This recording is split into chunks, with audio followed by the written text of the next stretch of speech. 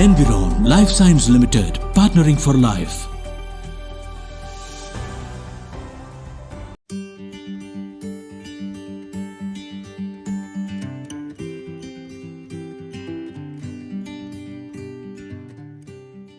I am doctor Amitabh Srivastava from Sai Cosmetics. मैं आपसे समय समय पे बात करता रहता हूँ और जो मुझे आता है हेयर ट्रांसप्लांट के बारे में अपने पेशेंटों को या जो उसके संबंध में जानकारी चाहते हैं उनको बताता रहता हूँ। तो आज मैं आपसे डिस्कस करने वाला हूँ डिफिकल्टीज इन कंसल्टेशन। कौन से पेशेंट हैं जो मुझे हिला जाते हैं या मुझे थोड़ा सा उनसे निपटने के लिए अपने विट्स या दिमाग का इस्तेमाल करना पड़ता है जरूरत से ज्यादा। तो पहले पेशेंट हैं वो आईटी वर्कर्स या नाइट ड्यूटी करने वाले लोग जो लगातार साल दर साल नाइट ड्यूटी ही करते हैं। आप समझिए कि आपके शरीर में टेस्टोस्टेरोन एक समय निकलता है और वो समय होता है जब आप आरईएम स्लीप में होते हो। यूजुअली ये समय 5 से 7 बजे या 5 से 6 बजे का होता है जब बॉडी टेस्टोस्टेरोन बनाती है और वो दिन भर आपकी बॉडी में रहता है। तो ये जो टेस्टोस्टेरोन का प्रोडक्शन है, अगर आपकी स्लीप डिस्टर्ब्ड है तो ये भी डिस्टर्ब्ड है।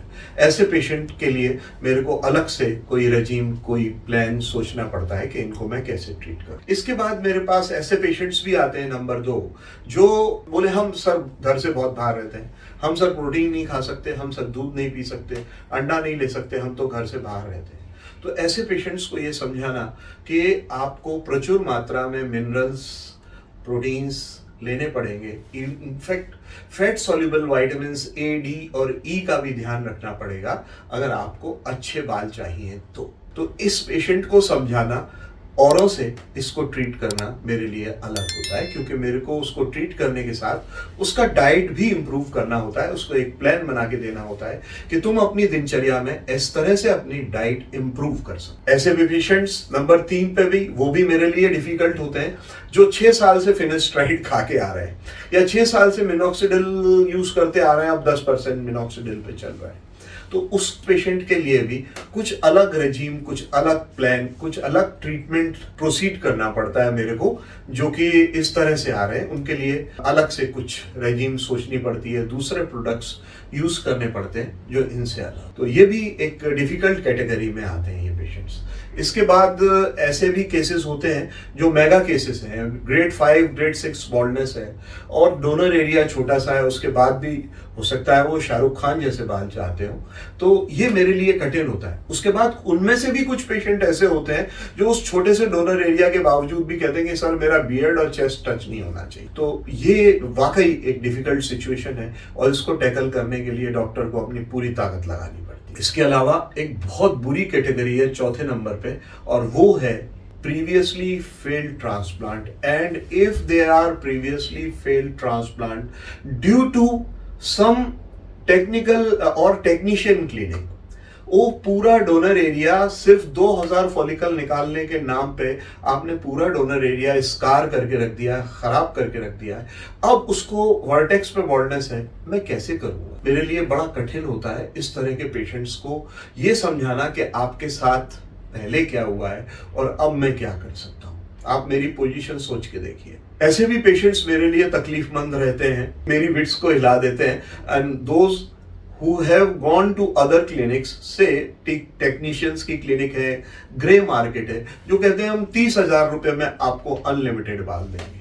अरे भाई, अनलिमिटेड बाल आपके सर में है ही नहीं, तो कौन आपको अनलिमिटेड बाल दे सकता है? एक अनुपात होगा जिसके अनुपात में डॉक्टर आपके डोनर एरिया से बाल निकाल सकता है, तो वो उससे ज्यादा कैसे निकाल सकते हैं? इस तरह के लोग एक डी बना देते हैं सर पे, उसमें ज्यादा से ज्यादा 3000 फॉलिकल डाल देते हैं और आपसे ये कहते हैं कि हमने अनलिमिटेड ग्राफ्ट डाल दी है। और इसके साथ आपका पूरा डोनर एरिया तहस नहस कर देते हैं।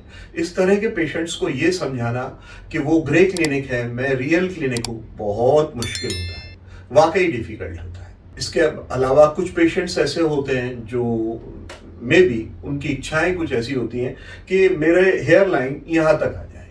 तो इसका एक सिद्धांत होता है भाई, इसका एक रेशियो ऑफ 3 है, that is from tip of chin to tip of nose is first 1/3 of the face, from tip of nose to between an eye above the eyebrows is second 1/3 of the face, and from between and above the eyebrows to the hairline should be last 1/3 of the face.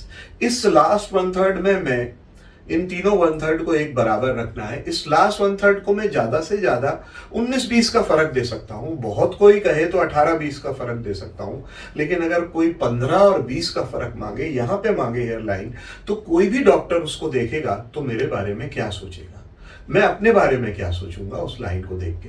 Definitely they are difficult patients for me to convince.